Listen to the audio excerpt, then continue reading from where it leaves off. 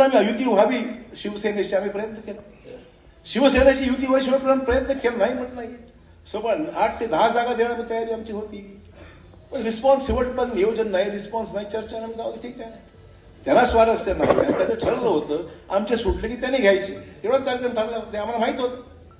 आम्ही सोबत ठीक आहे 8 जागा, मग तुम्ही 25 आणि 30 जागा आम्ही द्यायच्या कशा? आमच्या माणसाला भाजपमध्ये असलेल्या माणसाला जागा द्यायच्या कुठे? शक्य आहे काय?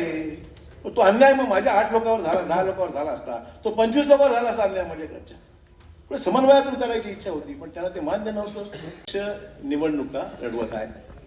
कुठे MIM लढतंय, कुठे काँग्रेस लढतंय, कुठे MGP लढतंय, कुठे दुसरी काय पक्ष लढतंय. अरे माझा काय जिकडे तिकडे अशोक चव्हाण, इकडे पण अशोक चव्हाण, काय संबंध आहे रे माझ्या इथे? त्यांना ती मतं त्यांच्याकडे हवी आहे म्हणून माझं नाव वापरायचं. MIM काय पहिली वेळ आहे का? नांदेड अनेक वेळ लढले. आम्ही काँग्रेसमध्ये असताना तो MIM लढलं होतं ना. आम्ही काँग्रेसमध्ये असताना सुद्धा MIM लढलं होतं. त्यावेळेस MIM आम्ही उभं केलं होतं, काँग्रेसवर लढलं. हा कार्यक्रम जो चालू आहे विरोधामध्ये, काहीतरी लोकांना सांगायचं, त्यांना शाश्वती नाही आहे की त्या ठिकाणी त्यांना मतं कशी मिळते, हिशोबच नाही आहे. शेवटपर्यंत उमेदवार सापडले नाहीत अनेकांना. आणि मग हे अशोक चव्हाणाचे MIM त्यांचं आहे, मग ते MGP त्यांचाच आहे, ते अमुक पक्ष त्यांचाच आहे. एवढाच कार्यक्रम चालू आहे. आणि ते लोकांमध्ये मला एवढं सांगायचं लोकांना की तुम्ही आता संभ्रमात राहू नका. काय फरक पडत, कोण उभं राहायचं राहू द्या, कोणाला काय. शेवटपर्यंत युती व्हावी शिवसेनेशी आम्ही प्रयत्न केला. शिवसेनेची युती व्हावी शेवटपर्यंत प्रयत्न केला, नाही म्हणत नाही. सोबत 8 ते 10 जागा देण्याची तयारी आमची होती. पण रिस्पॉन्स शेवटपर्यंत नियोजन नाही, रिस्पॉन्स नाही, चर्चा नाही, जाऊ ठीक आहे. त्याला स्वारस्य नाही. त्याचं ठरलं होतं आमचे सुटले की त्याने घ्यायचे, एवढाच कार्यक्रम ठरला होता. ते आम्हाला माहित होतं. आम्ही सोबत ठीक आहे 8 जागा, मग तुम्ही 25 आणि 30 जागा आम्ही द्यायच्या कशा? आमच्या माणसाला भाजपमध्ये असलेल्या माणसाला जागा द्यायच्या कुठे? शक्य आहे काय? तो अन्याय मग माझ्या 8 लोकांवर झाला, 10 लोकांवर झाला असता, तो 25 लोकांवर झाला असता अन्याय माझ्याकडच्या.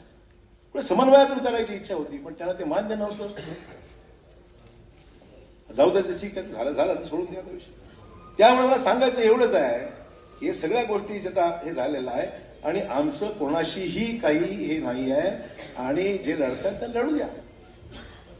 आम्ही कोणाच्या बद्दल उभं केलंय, कोणाला काय केलं असं अजिबात विषय. आमचे उमेदवार भाजपाचे आणि आठवले साहेबांचे जे उमेदवार आहेत त्यांना पूर्णपणे आम्ही ताकद लावू.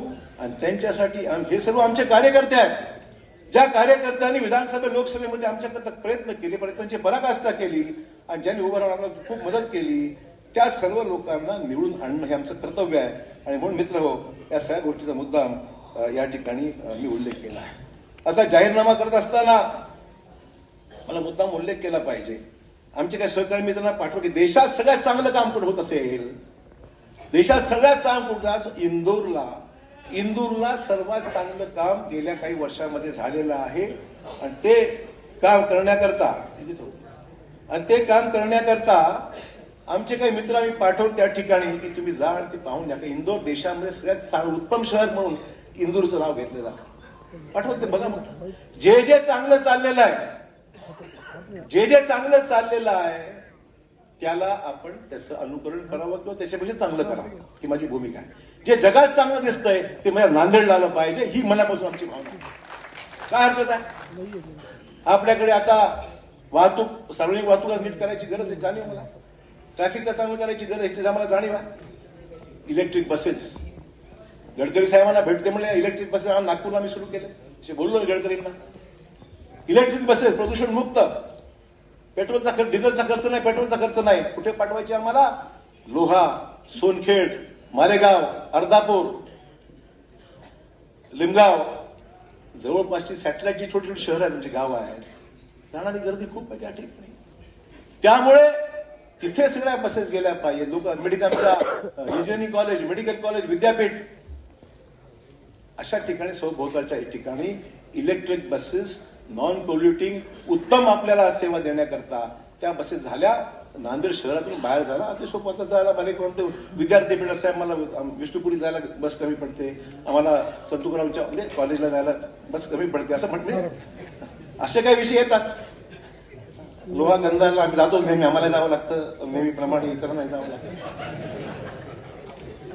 त्यामुळे तिसरे प्रश्न आहेत. मालेगावला जावं लागतं, अर्धापूरला जावं लागतं.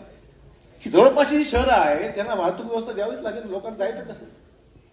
म्हणून एक सॅटेलाइट त्याला मध्ये नांदेड शहरातून इलेक्ट्रिक बसेस आपल्याला सोडायचा आमचा निर्धार आहे. त्याच्यामुळे लोकांना, सामान्य माणसाला, पेशंट आहे, सामान्य त्याचे नातेवाईक आहेत, सामान्य लोकांना येणं जाणं सोपं होणार आहे. जमीन आम्हाला MIDC करता पाहिजे, MIDC आम्हाला वाढवायची आहे. आणि जमीन असल्याशिवाय गुंतवणूक नाही, आणि गुंतवणूक झाल्याशिवाय रोजगार नाही. करायचं, केलं पाहिजे. देवाभाऊंना बोललोय म्हणजे साहेब इंडस्ट्री आमच्याकडे आली पाहिजे, इंडस्ट्री वाढली पाहिजे, त्या इंडस्ट्रीमध्ये रोजगार मिळाला पाहिजे. अशा प्रकारे संकल्पना आम्ही व्यक्त केलेली आहे आणि ते सुद्धा आम्हाला मुद्दाहून मित्र पुढे न्यायचं. अशा काही गोष्टींचा मला हे सगळा उल्लेख मी या ठिकाणी केलेला आहे.